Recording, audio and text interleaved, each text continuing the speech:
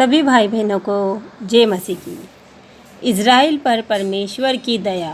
Romeo अध्याय 11। इसीलिए मैं कहता हूँ, क्या परमेश्वर ने अपनी प्रजा को त्याग दिया? कदापि नहीं।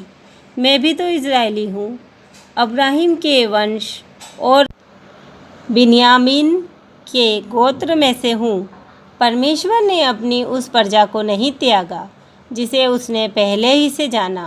क्या तुम नहीं जानते कि पवित्र शास्त्र एलिय्याह के विषय में क्या कहता है कि वह इज़राइल के विरोध में परमेश्वर से विनती करता है, हे प्रभु, उन्होंने तेरे भविष्यद्वक्ताओं को घात किया और तेरी वेदियों को ढा दिया, और मैं ही अकेला बचा हूँ और वे मेरे प्राण के भी खोजी हैं।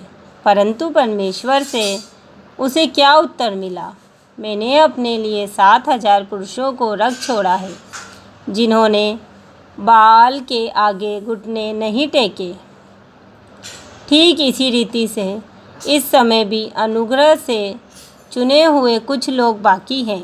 यदि यह अनुग्रह से हुआ है तो फिर कर्मों से नहीं तो अनुग्रह फिर अनुग्रह नहीं रहा। इसीलिए परिणाम क्या हुआ? यह कि इज़राइली जिसकी खोज में थे वह उनको नहीं मिला, परंतु चुने हुओं को मिला, और शेष लोग कठोर किए गए। जैसा लिखा है, परमेश्वर ने उन्हें आज के दिन तक भारी नींद में डाल रखा है, और ऐसी आंखें दी जो ना देखे और ऐसे कान जो ना सुने। और दाऊद कहता है, उनका भोजन उनके लिए जाल और फंदा और ठोकर और दंड का कारण हो जाए। उनकी आंखों पर अंधेरा छा जाए ताकि ना देखें, और तू सदा उनकी पीठ को झुकाए रख। अतः मैं कहता हूँ, क्या उन्होंने इसलिए ठोकर खाई कि गिर पड़े? कदापि नहीं, परंतु उनके गिरने के कारण अन्य जातियों को उद्धार मिला कि उन्हें जलन हो। इसीलिए यदि उनका गिरना जगत के लिए धन और उनकी घटी अन्य जातियों के लिए संपत्ति का कारण हुआ, तो उनकी भरपूरी से क्या कुछ न होगा।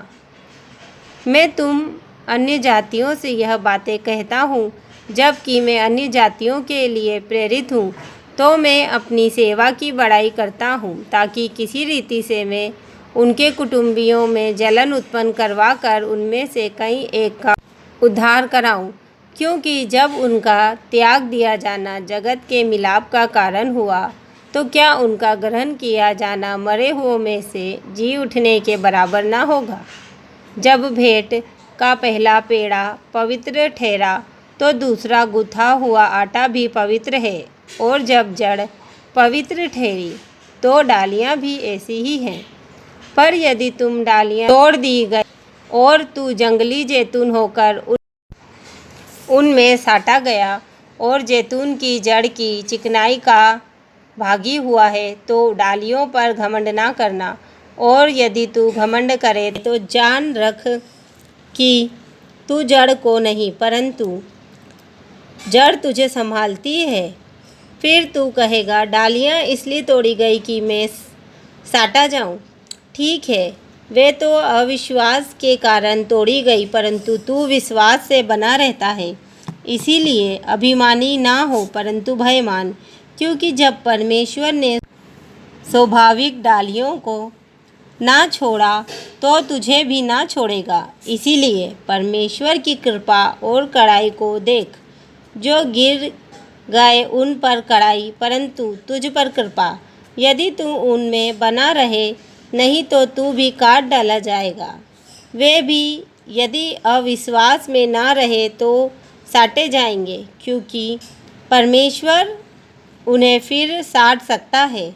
क्योंकि यदि तू उस जैतून से जो स्वभाव से जंगली है काटा गया और स्वभाव के विरुद्ध अच्छे जैतून में साटा गया, तो ये जो स्वाभाविक डालियाँ हैं अपने ही जैतून में क्यों ना साटे जाएंगे। हे भाइयों, कहीं ऐसा ना हो कि तुम अपने आप को बुद्धिमान समझ लो।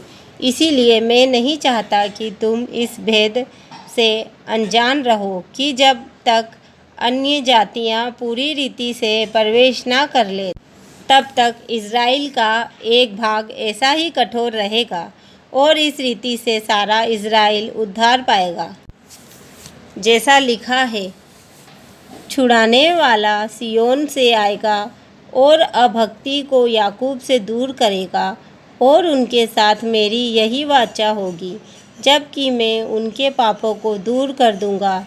सुसमाचार के भाव से तो तुम्हारे लिए परमेश्वर के बेरी हैं, परंतु चुन लिए जाने के भाव से वे बाप दादों के कारण प्यारे हैं, क्योंकि परमेश्वर के वरदान और बुलाहट अटल है।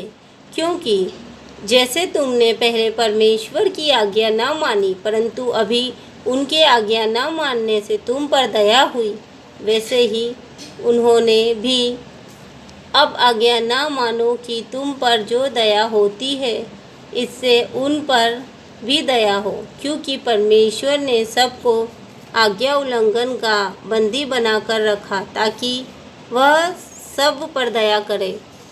आह, परमेश्वर का धन और बुद्धि और ज्ञान क्या ही गंभीर है! उसके विचार कैसे अथाह और उसके मार्ग कैसे अगम है! प्रभु की बुद्धि को किसने जाना, या उसका मंत्री कौन हुआ, या किसने पहले उसे कुछ दिया है जिसका बदला उसे दिया जाए, क्योंकि उसी की ओर से और उसी के द्वारा और उसी के लिए सब कुछ है। उसकी महिमा युगानुयुग होती रहे। आमीन।